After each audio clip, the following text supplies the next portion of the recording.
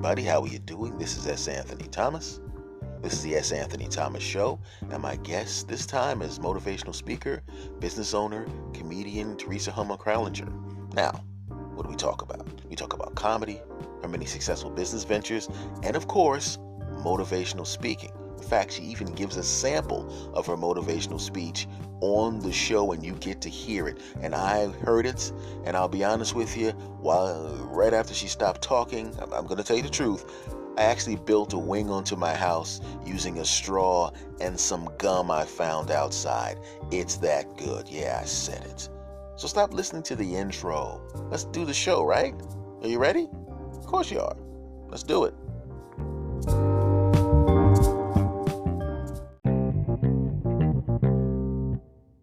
All right, so how are you doing? Long time no hear. Oh my gosh. When was the last time we saw each other? And I sadly, I think it was at Spaghetti Warehouse. I'm pretty sure it was Spaghetti Warehouse. So that means about 2009 or 2010, somewhere around there. Wow. Yes, it's been that long since that place was not around. But it was a nice little place to play. I enjoyed it. It was, and I made some friends, including yourself. Mm-hmm. So, but it has been over a decade. Indeed. Now, what I wanted to ask you now obviously I know who you are, but the people listening do not. So please, Theresa, introduce yourself to the audience. Well, I am Theresa Hummel-Krallinger, and I have many different personalities. One personality you know well, which is the comedy personality. Mm. I also do some training and speaking, and that is my primary livelihood, is working with organizations to train their managers and teach folks how to get along better with their colleagues. I also, and this is kind of a fun thing that has happened in the last couple years, I've been working with Grover Silcox, who is a fellow comic in Philadelphia, and he works on PBS 39 and has an Emmy Award-winning show called Counterculture, and I book the guests for his show. And for the audience, you're probably going to realize that name sounds familiar because he's been a guest on the program. Actually, my last series of chats, Grover was here. We had a nice conversation. He was one of the first people I called, and yeah, because essentially he was the. I told him what I told him. I said, "Is that you're the first great comic that I actually saw in person." Oh, and he is a great comic. He is. And he's just a great person. Yeah. I remember saying to someone a long time ago, I said, if I ever run across someone that doesn't like Grover, I might have to smack them. No, he is a nice man. And it's a really cool project that he has. I remember the phone call. This was the end of December 2018. And he's like, Trees, I have to tell you this. This is great news. I'm going to do a talk show at Daddy Pop's Diner. And I thought, that's amazing because he hangs out at Daddy Pop's Diner. Like that's his place. And I'm like, how did this happen? And he said, I just submitted the idea and they like it. So we're going to start doing a talk show at the diner. And I said, you know what, Grove, if you need help finding guests, let me know. And he said, that's why I'm calling. I'm hoping you'll book the guests for my show. And I immediately said yes, though I have never booked guests for anything other than my own little workshops and meetings. So it was, it's cool. And then we won an Emmy in September. Yes, indeed. I remember seeing that post and congratulating you too. Yes. Yes. And now I'm competitive because we've been nominated for a second Emmy this year. Oh, well then two for two. Let's hope for 2 for 2. That's what I'm hoping. Now, I mean, how do you actually like that? Because it's really kind of a departure from, as you say, your primary job. Obviously, you have to put these things together. But I mean, how do you compare the two? What is one more difficult than the other? Is one more frustrating than the other? It is, you know what? It is so completely different. It is similar though to there's a program that I run at the Pyramid Club in Philadelphia called Meet the Author. And we've been doing this for 6 years. And every month I invite either one author or a panel of authors to come and speak to an audience. So I am booking guests every month for Meet the Author. And over time, we've had well over 100 authors come through that program. So in some ways, it's similar to that. But I think it's a little more fun because we have a broader range of guests. We have authors, singers, other performers, comedians, museum curators, kind of interesting and quirky thought leaders. It's really, it's a lot of fun. But I have to stay organized. That's the one. I think that's one of the reasons Grover asked me. He's like, Theresa, you're very organized. Partner with me on this. Well, obviously, you made a good choice. Last time I checked, you have an Emmy. We do. And I think it has a little something to do with the guests on the show, but I think it has a lot of something to do with Grover because he is just the best host. I mean, it's like sitting with your favorite friend or your favorite uncle at the counter. He just makes everybody comfortable and you have a really fun, fresh conversation.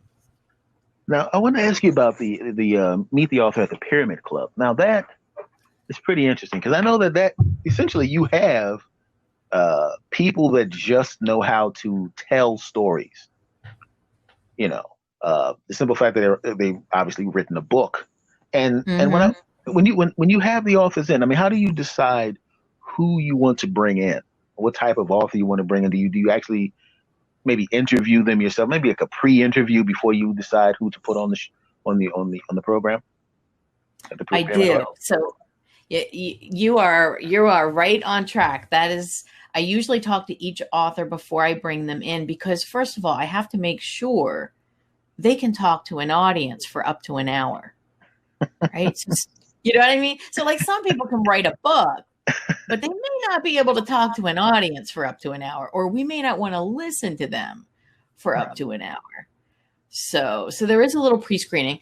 In general, I pick non-fiction authors, and I try to pick topics that would be of interest to a business audience or a people who are members at the Pyramid Club. And of course, we open this up to non-members, but we really want to cater to people who are in the working world, who are business leaders, and provide some enlightenment and entertainment for them. Now there are some exceptions. A couple times a year, I have a women's panel. And when I have a women's panel, I have fiction, nonfiction. I've had somebody who did a comic book.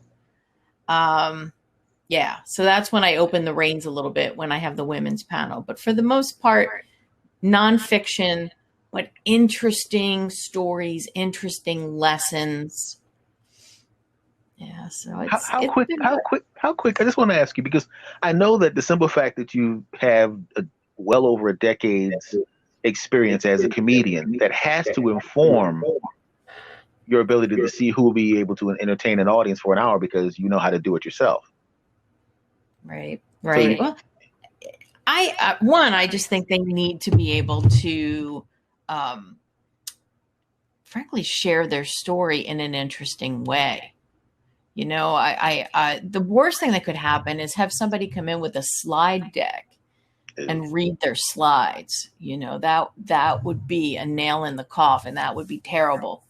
And it's not to say I haven't had a couple guests that were not ideal. Let's just say that. Yeah. I Yeah. think I think I think that actually translates to both of your worlds. Yes. Yes. Oh my gosh. Yes. Poor Grover. Not many guests have not been ideal, but there have been a couple. And for the most part, I watched the tapings, especially when we were taping in person at the diner. Mhm. And there were a couple, and I thought, wow, this is hard. He had to work to make it interesting. He had to work to pull information out of them. But you know what the beautiful thing is?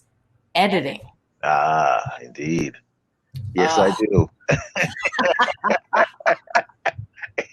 I, I've had to do some creative editing on occasion. Uh, yes, I'm sure you have. Pulling gigantic chunks out and people saying things that I knew. Like, I'm sitting there going, I know it for a fact. He or she really wishes that they did not say that. You know, Yeah. Yeah. I've actually called people. I'm going, at the between 7 minutes and 14 minutes, you said this, this, this, this. I'm in the edit. I'm looking at the edit right now. I can cut that out if you want, or do you still want that in there? Oh God, what? Oh Yeah. my gosh. Yeah.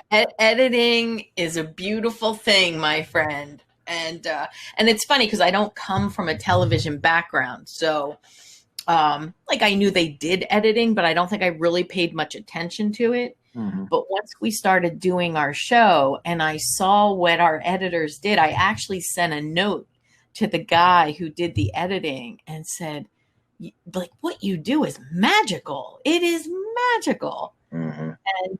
And he was thrilled to get good feedback. But it really is magical what editors can do. It's painstaking.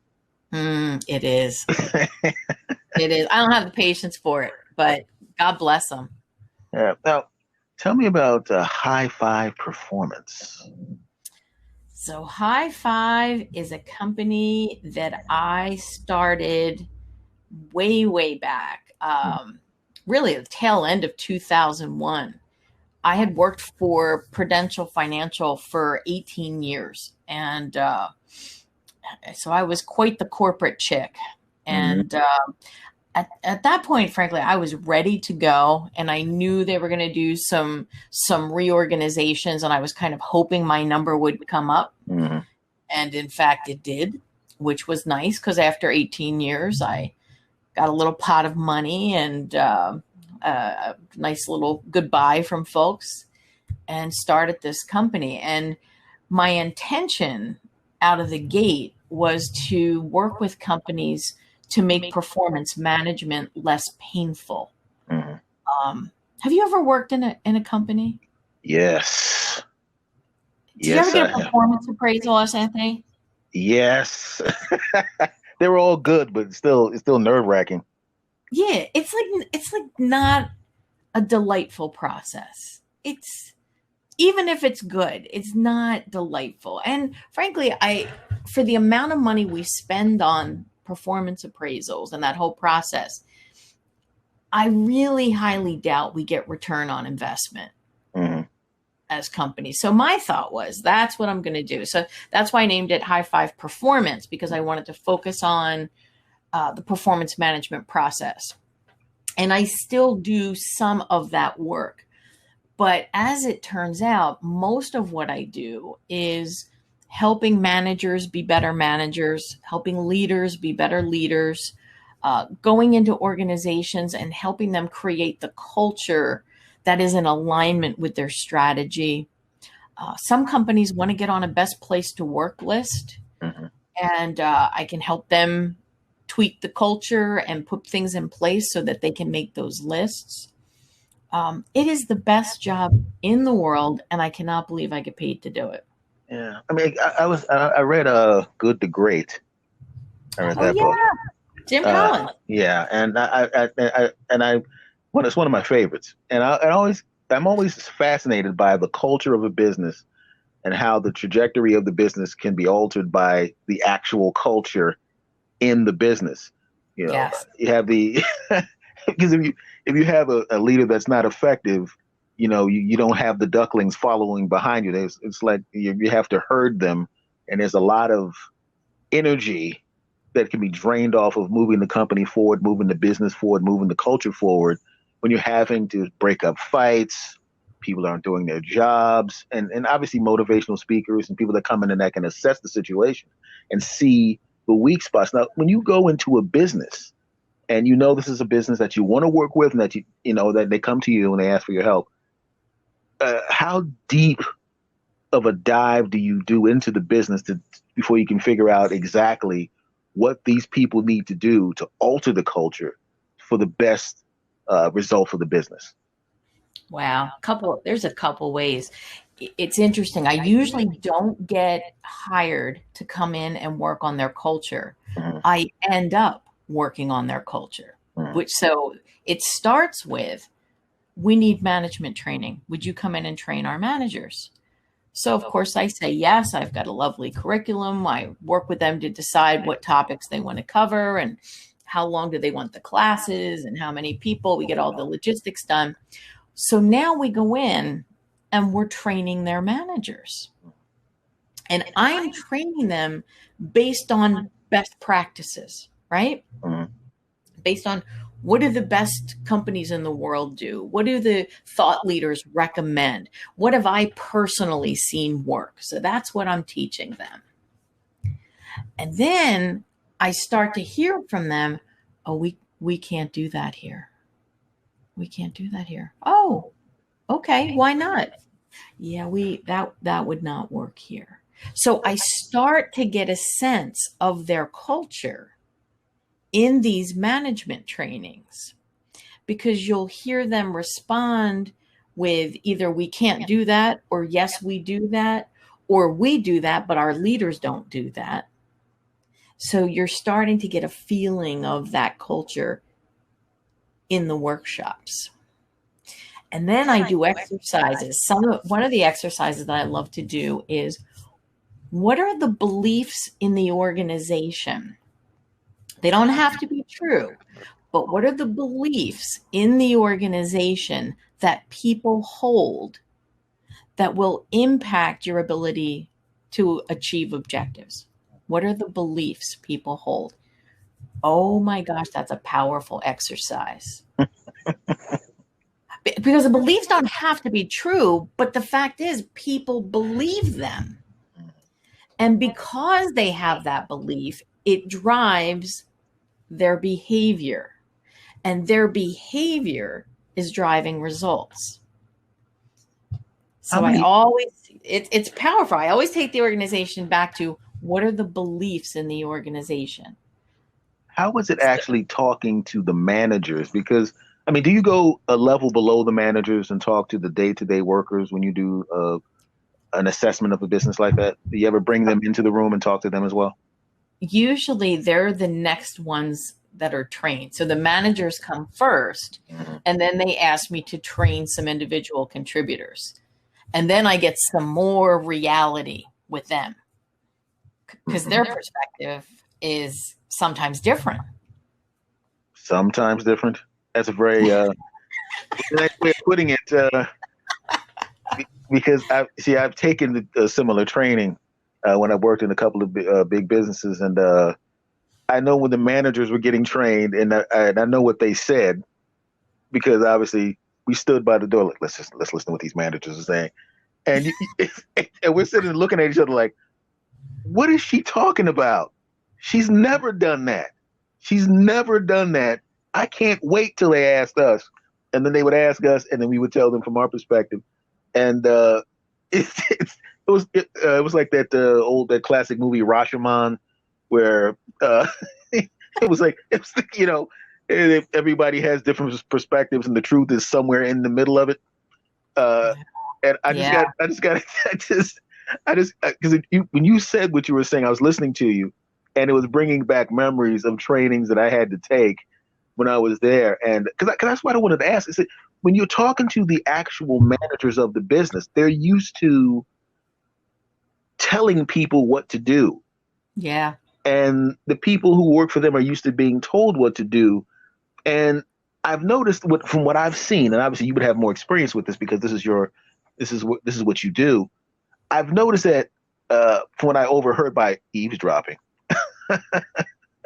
because I did. I just want to hear what they were saying.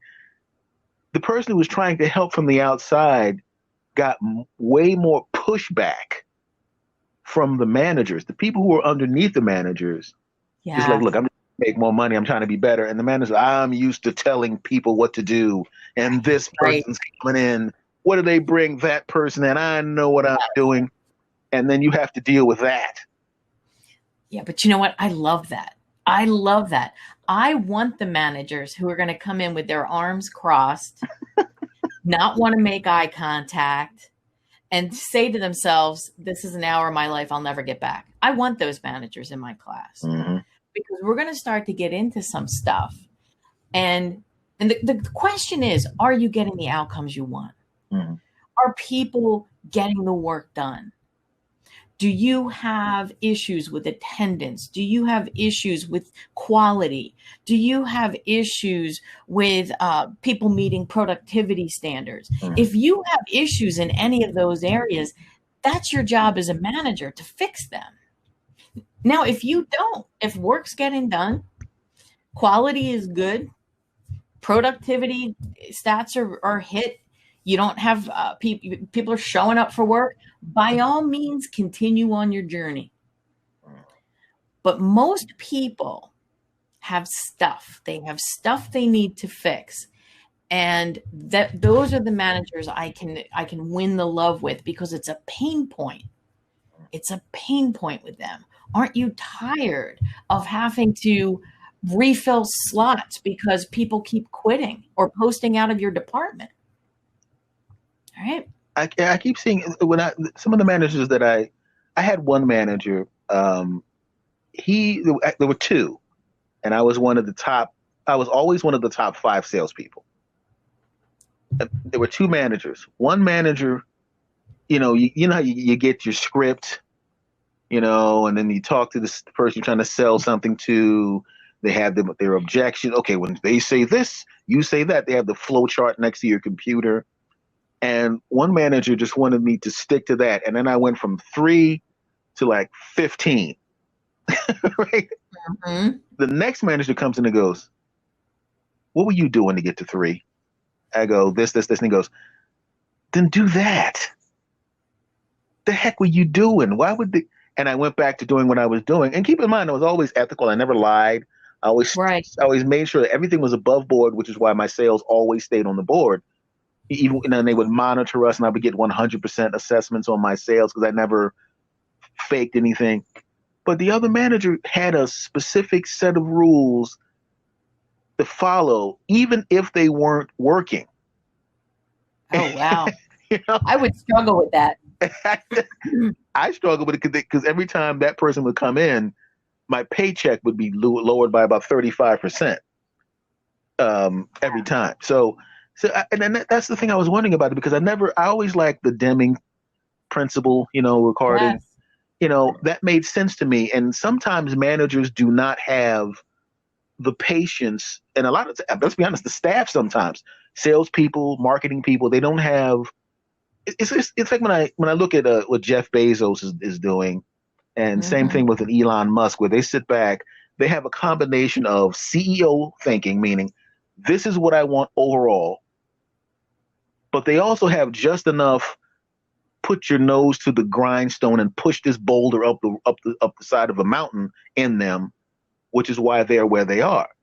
Yes. And I never understood why people, if I'm a manager, I would think, and you would know this better than I do, I would think that you would have to think maybe a small C CEO, where you would have to assess, okay, I'm going to very methodically move these people into the proper directions, assess their strengths, and very Bruce Lee like absorb what is useful, disregard what is useless, create what is uniquely your own, and then delegate. Yeah, it depends on the manager. I mean, I've worked with some managers that are just brilliant. They're just innately, they have good emotional intelligence. They understand the mechanics of the job that they oversee. They have a good business sense. They understand the business of the business. They're the best managers. You know, they're very holistic. They get it on all levels. And then you have managers that kind of stumbled into the role, or maybe they were really proficient at something and they got promoted, but they never got trained how to lead people, you know? Like, and that happens all the time. And frankly, I think that's why I'll have work for the rest of my life, because truly, people who are amazing scientifically, people who are amazing engineers, people who are amazing technologists, and they get promoted into people management roles as a reward. You know, look at how good you are. You should lead others who do what you do. But managing people is a completely different skill set. Completely different. The only thing that you bring is knowing the job well, and that's really helpful. But if you're not a good listener, if you don't get joy out of seeing people grow, if you're not a giver, a partner with your employees,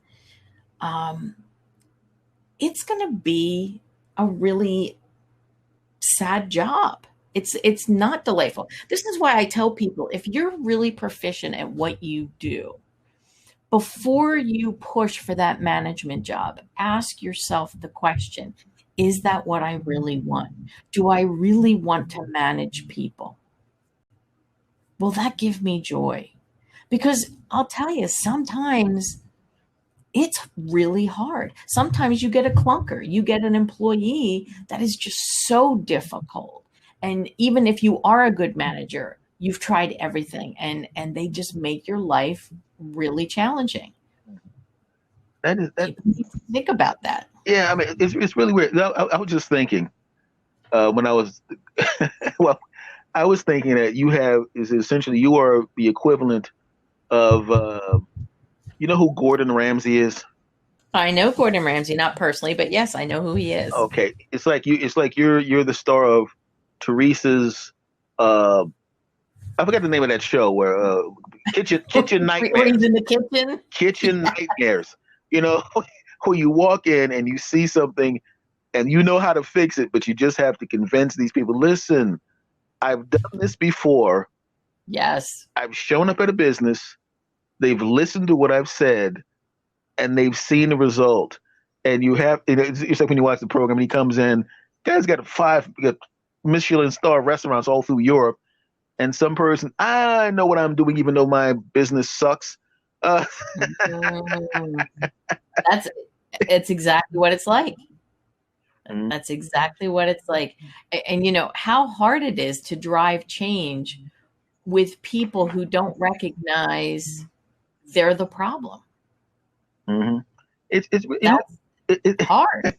I was just, and that's another thing I was thinking about, how many of the things that you do actually inform. Obviously, when we spoke a little earlier, we were talking about the Pyramid Club and the Meet the Author, how you're knowing how to do comedy actually will give you a bigger and sharper window when assessing which author is going to be able to handle sitting in front of people, discussing the book, handling questions and answers, and also keeping people's attention for an hour doesn't seem like a long time when you tell people an hour is a long time. It's an eternity. Yeah. It's like, now, for those of you that are listening, you're listening to two veteran professional comedians laughing about how long an hour is. And I'm telling you right now, if any of you out there, I don't care what country you're listening in, because I know you're listening in the UK and Australia and all of that. If you've ever done stand-up comedy, the first time you get on that stage, you will find out just how long 5 minutes actually is. Oh, it is. It is. And it's funny when you're a newer comic and you might have, I don't know, 15, 20 minutes of material that you've worked months, if not years, to hone. And then somebody says, do me a favor, tack another 5 on. Oh, Mm-hmm. that's a long 5 minutes. Ooh. Yeah, it's just it's a different thing because like the sword of Damocles just kind of yeah, he's standing there, you're looking at you. Yeah, and we've all been there. It's been a long time for you and an even longer time for me. I know what it's like to wipe your nose and try to take a peek at that watch. 7 minutes? What? And you realize, that's that, and how difficult that is. But the reason I brought up the comedy was the simple fact that it's really difficult for somebody, like if you do comedy, you know that every few seconds you get a laugh, maybe a little longer if you're doing a story, if you're a storyteller type comic or whatever that is. But the simple fact of just holding an audience's attention, even if you're not going for the laughs, and obviously you know how to put the humor into it, because obviously humor, when done properly, correctly, and at a high level, to me, this is my assessment. I'll see if you agree with this.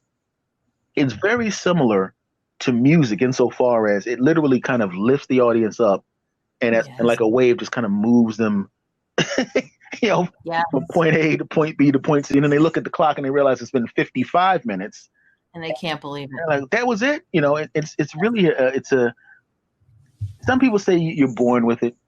Some people say you learn it, and I say yes to both. I agree. Although I never thought I was born with it at all. Mm-hmm. I never thought I was born with it. Although now looking back, I was, because I've always looked at the world in a funny way. Mm-hmm. It got me in trouble in Catholic school many times, but I've always looked at the world in a funny way. And that is definitely comic mind. Yes, I've taken a few rulers to the knuckles myself. And Catholic school is not the place to be if you find things funny. I mean, especially in mass, but I didn't even see. I never. And the thing was, I had it in that particular time. I didn't actually do it. It was the kid to my left, but this little tiny woman couldn't reach. She literally lunged forward and hit me. I'm going, I didn't. Shut up. I'm like, all right. Fairness. Yeah, I'm not going to get hit again. I mean, the guy next to me is laughing his brains out. He's like, I did the bad thing and I didn't get hit, but you did, and it's funny, So it's just, God. But that's it's just an interesting thing to see how the different things that we do actually just inform the other things. Like obviously your comic skills make the I shouldn't say performances, but makes the seminars or motivational speeches better, and actually gives you an opportunity to move things along and get people to pay attention to that. And it's just an interesting thing. I've always found that. Now, when you say motivational speaking, I'm assuming that's like you have the Pyramid Club, you have the consulting, and then there's the motivational speaking. Now, are they part of the same package, or are they different sides, different pieces? They're different products. So a motivational talk is something where, and I wish I had taped it. I did not tape it, but I recently did one, before pre-COVID, for a women's conference that just rocked. It's usually anywhere from 30 minutes to an hour. And it's just you on the stage. You are talking. You can have PowerPoint. You cannot have PowerPoint. And you are lifting people up. A motivational speaker is just that. You get people motivated. You give them hope. You share ideas. You make them laugh. You make them cry. You make them angry. But in the end, they want to do something because of your talk. That's what a motivational speaker does. And you take them on an emotional ride for whatever period of time you're given. How do you actually put one of those together for a specific business? Do you have a general talk? I'm assuming you have to form fit it to each specific type of industry, but you do. You're going to tweak each one, but I have a certain number of talks because you don't want to create a whole new talk for each time. Mm-hmm. It's really part of what makes us good at comedians, and you know this, is we hone our act. And over time, we polish the bits like a stone so that it just flows. The same thing happens with speaking. So you have a certain talk, and in that talk, you have stories that you include, you have examples, you have phrases, and over time you polish them. And you use those stories to get people to think. So here's an example of a story that I love to tell. And it was inspired by my friend, Jim Smith, who is himself a wonderful motivational speaker. And I tell people, value your time. Value your time, because how you spend your time is how you use your energy. Some of you might say, Theresa, I'm feeling tired. Other people say, I'm feeling energized. Let me ask you one question. Who are you spending your time with? Are you spending your time with Titans or Titanics? So the Titans lift you up. You give an idea to a Titan, and the Titan says, let me find a way to help you do this. Let me introduce you to someone. Hey, I read an article on that. Let me forward that to you. Here's some other things you might do to get that done. The Titan is telling you about what's going on in their world that's fun, that's exciting, ideas they have. And after you spend time with the Titan, you leave with more energy than before you spent time with them. It's like charging a battery. Then we have Titanics. Titanics are those people who are miserable and want you to be miserable too. They're complaining about everything. Nothing's ever good enough. Any idea you come up with, they're going to shoot that idea down and say, Theresa, why would you even think of that? During a pandemic, you think you're going to do that? Do you think that other people haven't thought of that idea?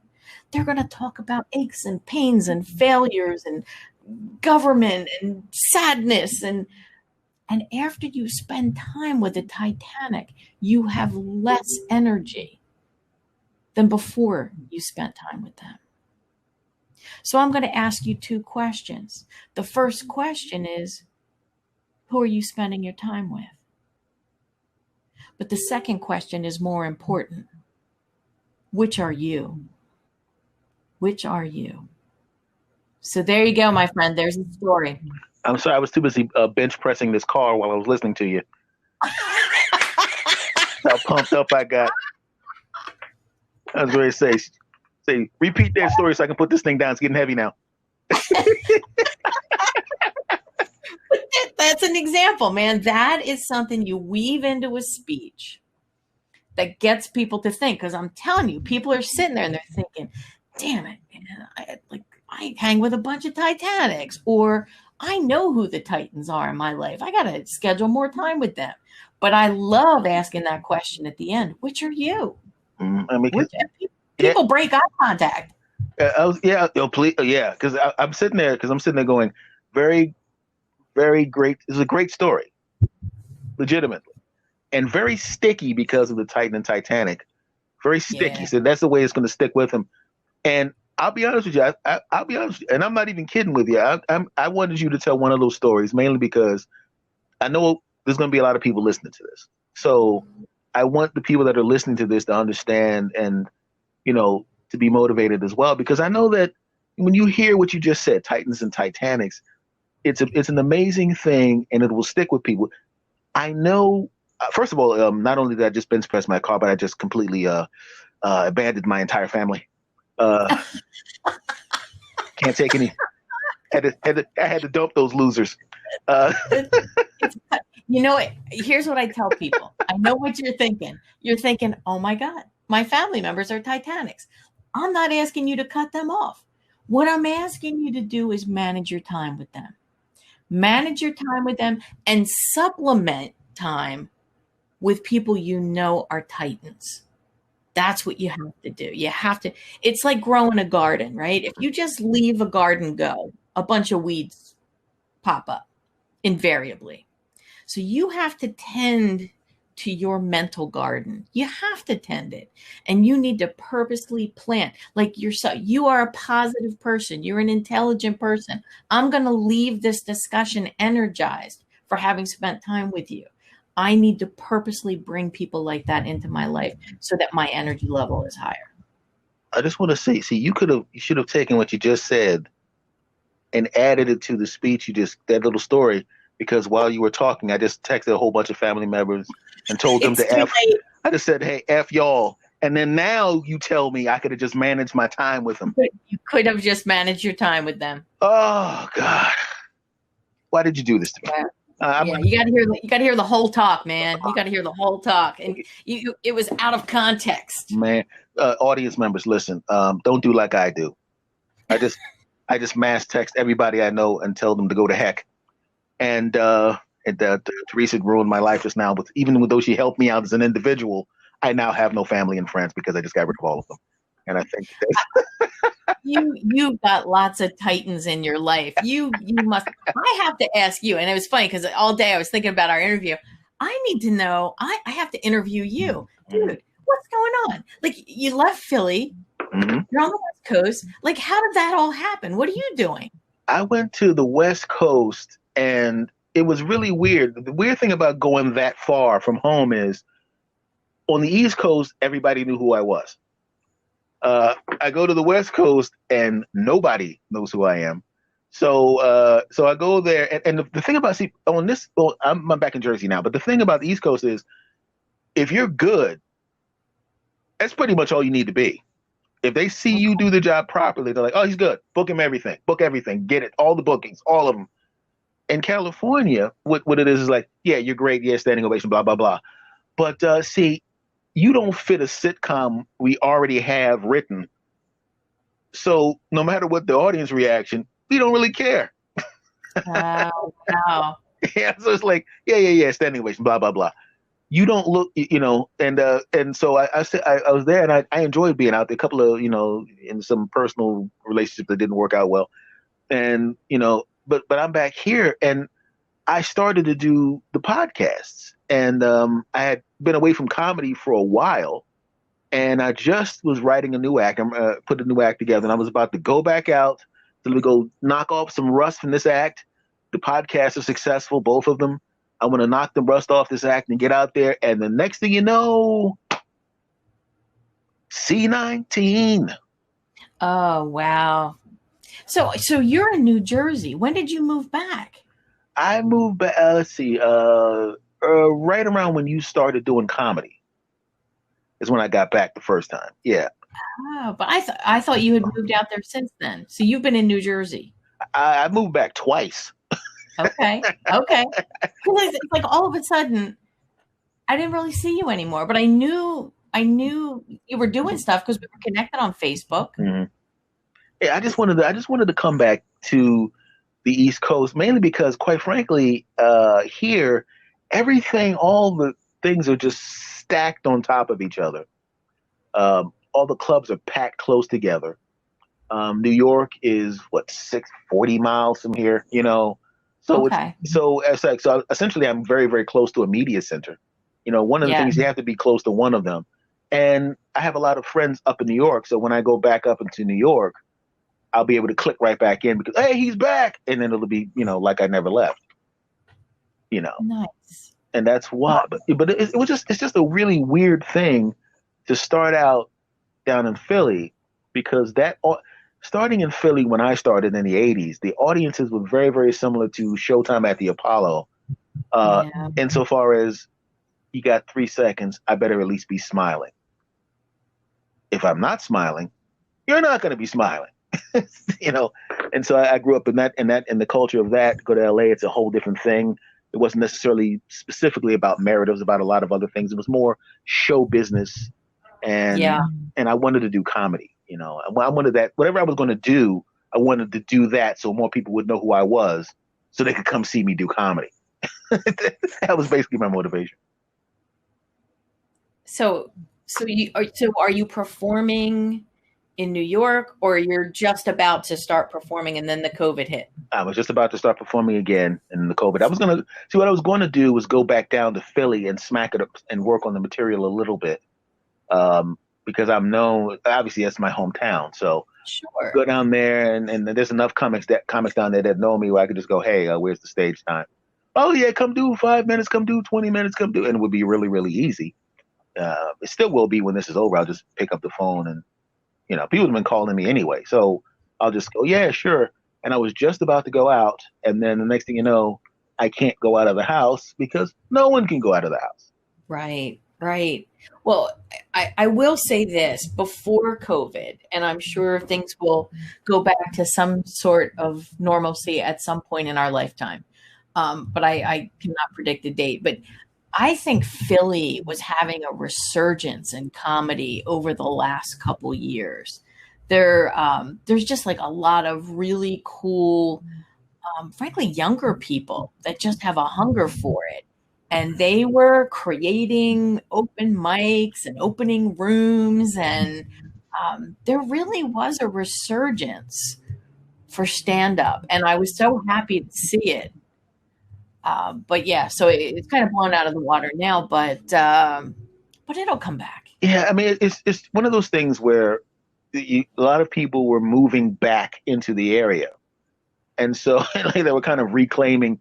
Because when I went to Center City, and I remember what the layout actually was and where the nightlife was when I was there, and it had shifted over 5 or 6 blocks, and there was I was driving past, there was it was packed. It looked like when I used to go to New York in the 80s, when there were just people just packed on top of each other into these clubs, into these nightclubs, and these people were literally walking around. It was almost like there was a compulsion. I've got to spend my money on live entertainment. I don't care what it is.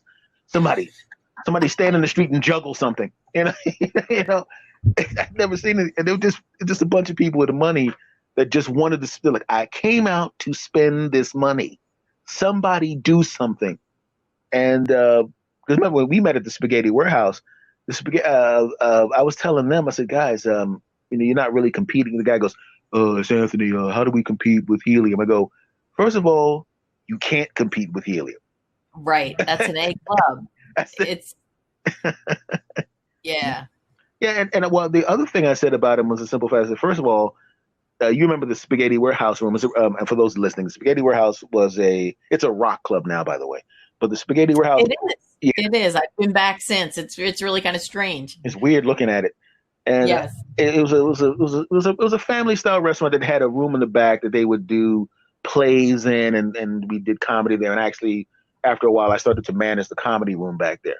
I told them, I said, look, this is what you're going to have to do. You're not going to be able to compete with helium. First of all, it's 60% larger than you. Mm-hmm.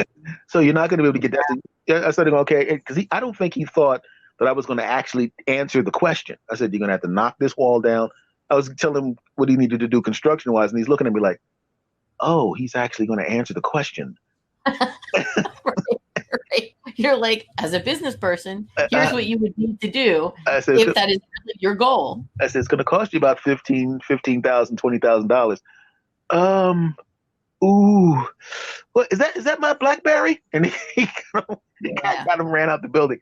I said, that's the only way you can compete, because the big name acts you want to try to get, you have to have 200 seats at $25 for them to even think about coming to you where you are. Right. And I don't think he expected. I thought he thought I was going to come in, make sure the act showed up, pay him, do some jokes, and walk away. I'm going to do it. I've been in the comedy business since I was 17 years and 2 months old. Wow. So I know a few things.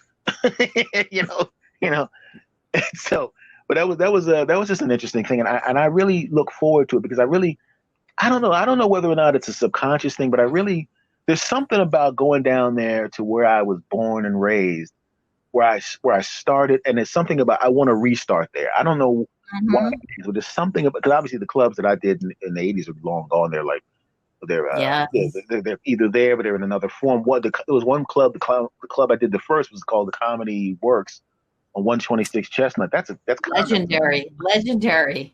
You know what else is legendary? I was on the last show of the Comedy Works Oh, and the last show of the Comedy Factory Outlet.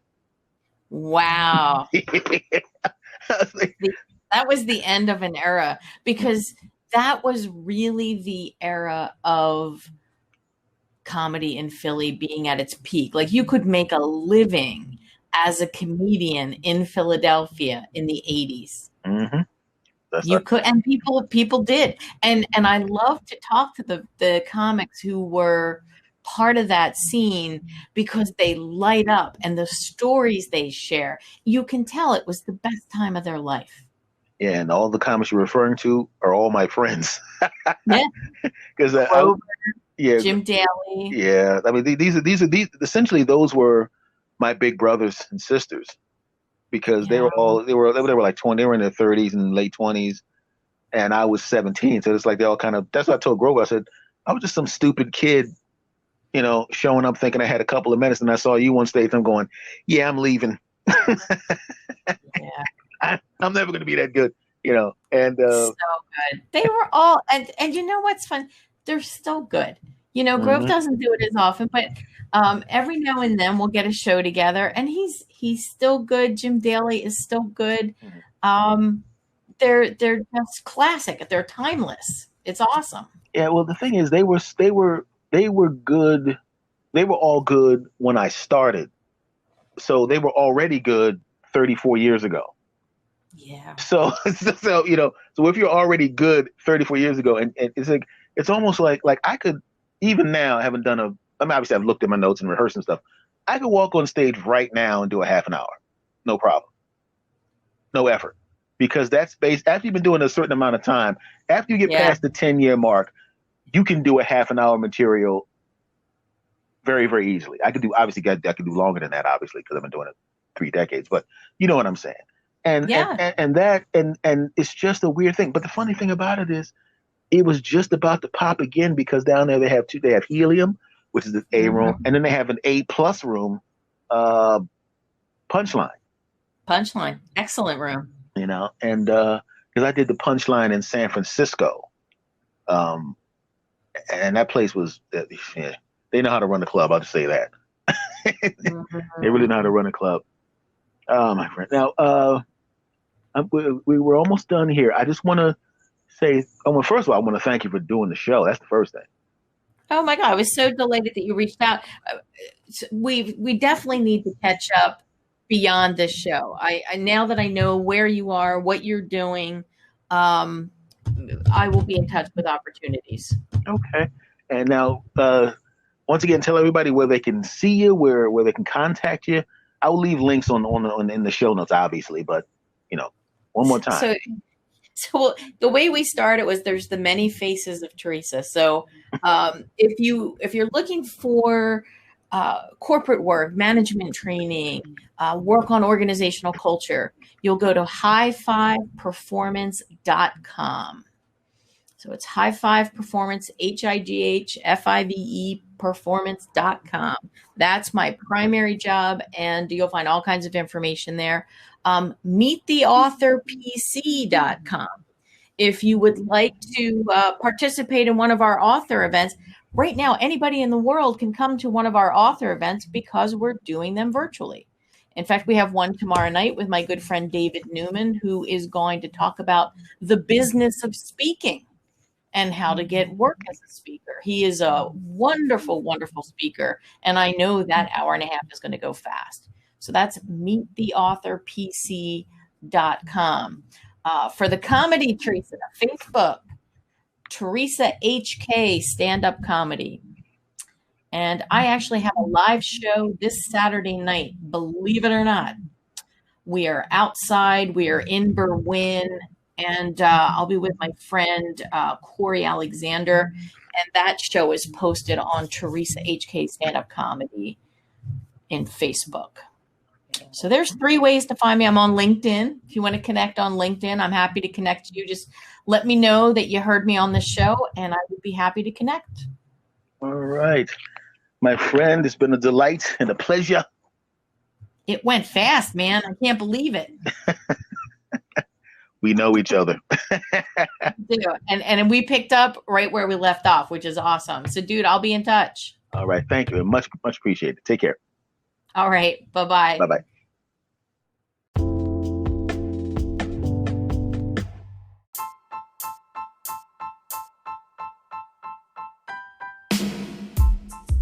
All right, now did you dig that? Of course you did. Were you motivated? Of course you were. While I listened to the show again before I gave it to you, in addition to building a wing onto my house with the straw and the gum, I dug a moat around the house for security purposes using nothing more than Q-tips. She motivated me, and I know she motivated you. I had a great time. You had a great time, right? Yes, we did. Fantastic. Much love to you. Thank you for all the new listeners. And thank you for coming back, and I'll see you next time. Much love to you.